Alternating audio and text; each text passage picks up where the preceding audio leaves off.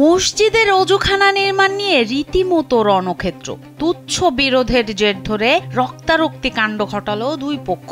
সংঘর্ষ এতটাই মারাত্মক ছিল যে গুরুতর আহতদের মধ্যে ৬ জনকে শেষ পর্যন্ত আশঙ্কাজনক অবস্থায় পাঠানো হয়েছে ঢাকা মেডিকেলে। মসজিদের অজুখানা নিয়ে এই ভয়াবহ সংঘর্ষের সূত্রপাত সোমবার বিকেলে।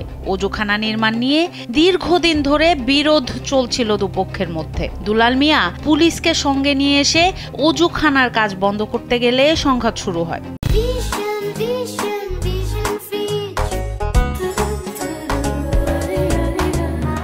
আলম মিয়া, ফজলু মিয়া ও সাইদ মিয়া সহ নসু হাজির পরিবারের সদস্যরা ঘটনাস্থলে উপস্থিত হলে দুলাল মিয়ার অনুসারীরা পুলিশের সামনেই অতর্কিত হামলা চালায়।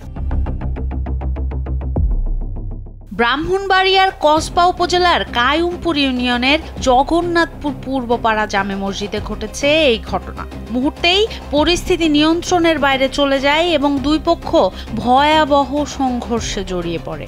সংঘর্ষে উভয় পক্ষের ২০ জন আহত হন। আহতদের প্রথমে উপজেলা স্বাস্থ্য কমপ্লেক্সে, পরে কুমিল্লা মেডিকেল কলেজ হাসপাতালে পাঠানো হয়। এদিকে গুরুতর আহত ৬ জনের অবস্থা আশঙ্কাজনক হওয়ায় তাদের নেওয়া হয় ঢাকা মেডিকেল কলেজ হাসপাতালে। কসবা থানার ওসি তদন্ত রিপন দাস জানিয়েছেন, সংঘর্ষের ঘটনায় এখন পর্যন্ত ৪ জনকে আটক করা হয়েছে এবং পরিস্থিতি বর্তমানে নিয়ন্ত্রণে রয়েছে।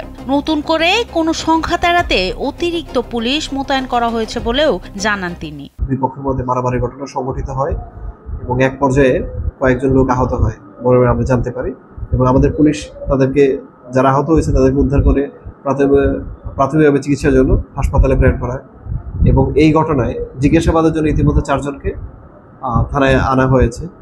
যদি জিজ্ঞাসাবাদের তাদের সংশ্লিষ্টতা থাকে ঘটনা বা মারামারি সংক্রান্ত, তাদেরকে আটক করে আইনানুগ ব্যবস্থা গ্রহণ করা হবে। মসজিদের অজুখানা নির্মাণকে কেন্দ্র করে দুপক্ষের এই সংঘাতপূর্ণ পরিস্থিতি এখন এলাকার শান্তি শৃঙ্খলার জন্য উদ্বেগের কারণ হয়ে দাঁড়িয়েছে।